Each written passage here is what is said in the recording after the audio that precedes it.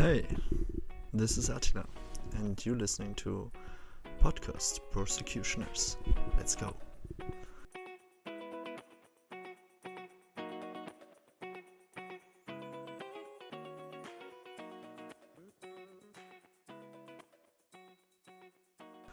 Okay. Hi. Wonderful evening, wonderful morning, or a wonderful day. I hope so for every one of you. Today I want to talk about a movie that I have a very interesting relationship to. I watched this movie twice, and twice I had an incredible amount of thoughts that I wanted to share. And the second time that I watched this movie is now a few days ago, and I just wanted to talk. And so I wrote a little script about why this movie is so important to me. And to start off, I think movies in general have two very important missions who are normally mutually exclusive. For one, a movie could be entertainment, a diversion, something to get out of your common life, your normal lifestyle, your day-to-day struggles.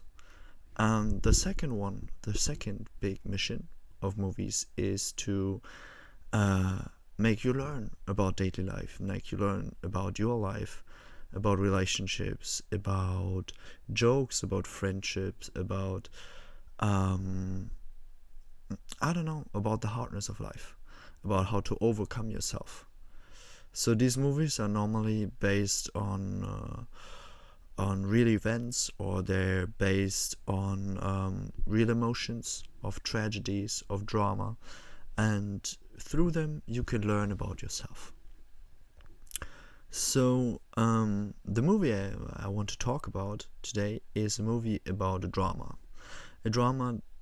that is very specific because it has a fantasy element, like a low fantasy element, an element that is based, like the world it's playing in is our world, but there's some little change that makes a significant change in the life of the characters. So the movie I want to talk about, and now I'm dropping the name, is Ruby Sparks. Ruby Sparks is a really little independent movie from Paul Dano and Zoe. I'm really hope that I find it. Zoe Kazan. I hope I pronounce this correctly. These two are actually married, and this makes the movie really crazy. But they are a couple in this movie. And Paul Dano is like a novelist, someone who wrote a very poetic, very impressive first novel, and is now not really able to go further and write more. And until a certain point in his life where he started to write a novel, where he writes basically his girlfriend. And this girlfriend is coming to life. And this is Zoe Kazan. To understand why this movie is, it makes me struggle, makes me think so much, is because it's about a relationship where there's a very unequal power level.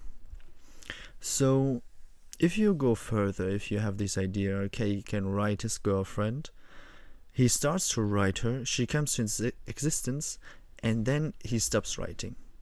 Why? Because this character is basically what he wants it to be, and as soon as it's alive, as soon as a human being has his own will, you can intervene in some way, but you cannot just rewrite it, impose everything on this person that you want. And that's basically what he himself realized instantly. He should stop writing her and should let her live and be together with her. What now happens is that the character is developing his own feelings, her own feelings, and is going further than what he wrote before. And he wrote a very spiritual, very free character, which is now trying to search for more enjoyment than just the relationship she has with him. And at some point, this is going over the limits that he can bear, and he rewrites her. And this is crazy. Like, for me, when I watched it, I was like, this is so ridiculous. Because the moment you're not realizing that you manipulate people, it's already bad. The moment you realize you manipulate people, you have to stop. And the moment you realize that you have to manipulate them to have a happy relationship, this is like the 15th red flag. So when I watched this, I was getting further and further into this, and I realized, how would I react? What would I do? What do I actually do in my relationships? Like, if it's a friendship or if it's a romantic relationship. So this movie does a lot to me, because it makes you like think about what you did.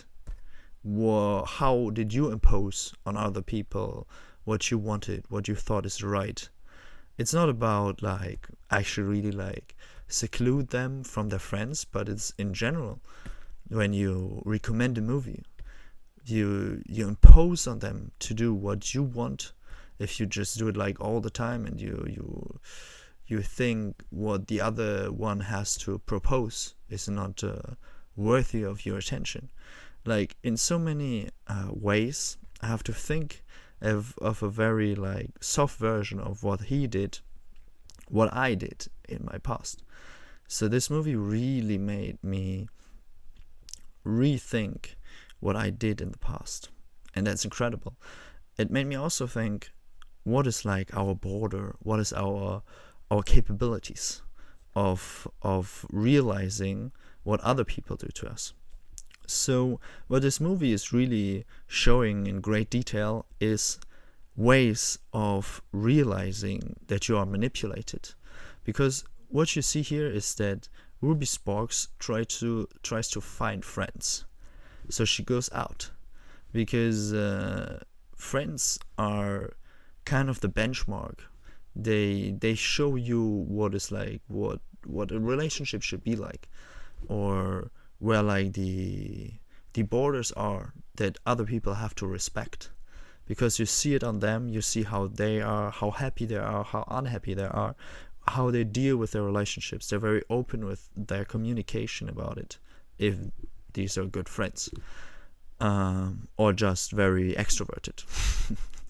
But for me, it's very important that I talk to my friends about how my relationship goes, because I get feedback about, okay, if this is good, should I rethink? Was it me who maybe is at fault? Is it the other person? So I can learn a lot. My friends are showing me sometimes that I have to learn, or that sometimes I should go back to the conflict and try to fight for my opinion, fight for my point, because I actually think like this is the right to, this is you're at right, you should fight more for it. And so friends are a very important mechanism in realizing what's going on in your life, emotionally speaking. And another thing that the movie like emphasizes is that a compromise is something you should search for, but also something you cannot measure. So what do I want to say with that is, a relationship is a compromise in so many ways, both or multiple people, if that is their thing, have to get a step towards each other. So sometimes some movies, some sports they did before, they do less, and then they appreciate what the other is offering them. And this is a very beautiful way of two people come together. You're seeing and you're living in another world of experience, and you get a very deep look into this world, A relationship is sharing, it's sacrificing, but it's like a gigantic learning experience. And what this movie shows is when you cannot do a compromise, you impose. You let this person have your opinion or accept your opinion instead of that you share and synthesize your opinion. And a compromise is what a relationship makes a good relationship. But the problem of a compromise is often you cannot show how many steps one person is going towards the other, and also how much these steps are worth for a person is also very hard quantifiable. So what I want to say is there's no equality in the way people make compromises. So to make an example, I would say to my girlfriend, we watch one of your movies, then we watch one of my movies, and then we're equal in what we proposed and where we go further with this. Like, this is an equal compromise, one your, one mine. So my movie is a 4 hours art house movie that you can only understand if you have seen 15 other art house movies from specific directors. The movie that my girlfriend is choosing is a light-hearted, funny movie, 2 hours, that I could also appreciate. Now here you see that this maybe is like a 2 hours gap, so maybe you could say it's about the time, but I could also propose a 1 hour art house movie that you only understand if you saw 4 or 5 other movies before. And here it's like, for me, easy to see what my girlfriend is wanting to see, and for her it's very hard to see what I want to see. So it's also about how easy it is for people to adapt. If my girlfriend would now be someone who is very interested in movies, or in general very open to see very special movies, then this would not be a big step. So it's always about how many steps there are and how much power it takes for a person to take these steps. And this energy, like, if you could say, maybe you could translate it in energy, how much energy it's costing you to go towards this person, towards the person's interest, like your partner's interests. This is like something we cannot really make into a number. We cannot say, okay, you did that 2 days ago, I did that 3 days ago, and so on and so on. And I know in some conflicts it's coming up because you feel like you're mistreated, your interests are less seen, and the other person thinks the same, and then you like start to count and you say like, okay, that, but in reality you cannot see it. And even these negotiations, if you want to say that, is like, if you're better in negotiating and if you can emphasize your facts in a better way, you have a better outcome, better results for you. And so a compromise is very, very difficult to make a good compromise where both are seen, where both are afterwards happy. And I think it's impossible to make an equal compromise. What I think is possible is that you can make a compromise where both parties are very happy afterwards. And that's what I think should everybody aim for, that you can make compromises where both people are happy afterwards. What in the movie happens is that a lot of times a reason why I'm doing something is justification of what I will do. And it's incredible how the movie is showing you that it's not justification, that you have a reason for your behavior. And I rewatched the movie and I saw it again, and I really want you to watch this movie, Because for some people this will be like an interesting, maybe a little independent movie, and for some people maybe they see something in themselves. Maybe they will see what they did before, and maybe they can change this behavior. This movie reminded me of another movie that I watched a long time ago, and that really changed a lot for me, and was Vertigo by Alfred Hitchcock.